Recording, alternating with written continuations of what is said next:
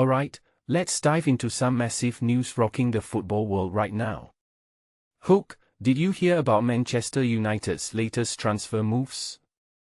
It's not just one, but two deals that have fans buzzing and analysts scratching their heads.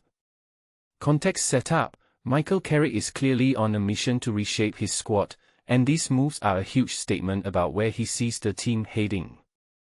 Let's break it down. First up, the signings. Main breakdown: Andrey Santos from Chelsea and Youri Tielemans from Aston Villa, two players with very different profiles but both with massive potential. Santos, personally, I think is a bit of a wild card. Commentary: he's young, he's got energy, but can he adapt to the Premier League's pace?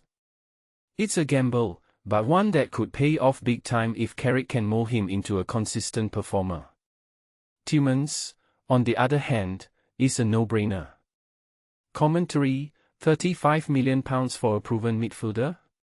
That's a steal in today's market. What makes this really interesting is how Tielemans fits into the squad.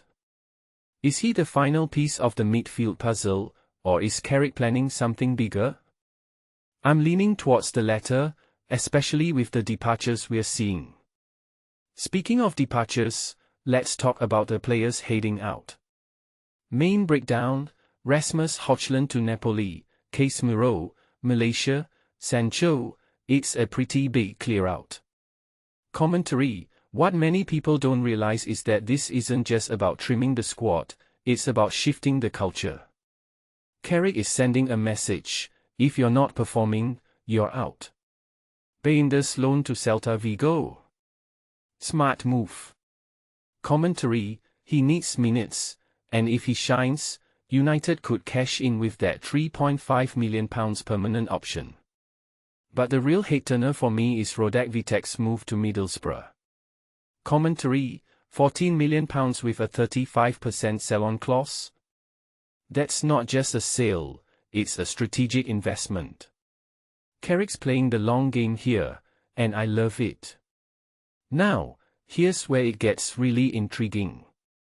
Deeper inside, Carrick's still after a left-back, and Lewis Hall is the name on everyone's lips. Commentary: but here's the thing, if Newcastle's playing hardball, why isn't United looking elsewhere? In my opinion, this obsession with Hall could be a smokescreen. Commentary: what if Carrick's already got someone else lined up? Or maybe he's planning to shift formations entirely. If you take a step back and think about it, the left-back situation might not be as urgent as it seems.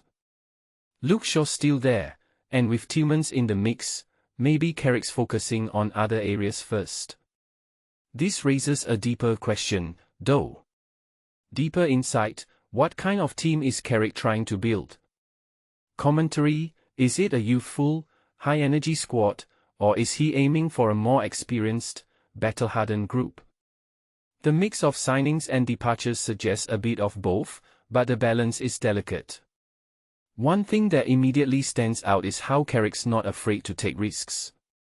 Commentary: Santos, Vitek, these are players with potential, not proven stars.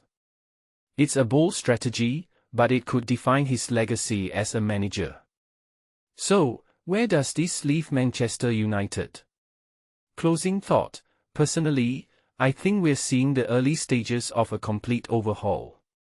Commentary: Carrick's not just tinkering, he's rebuilding from the ground up. The question is, will it pay off? Only time will tell. But one thing's for sure, this season is going to be fascinating. What do you guys think?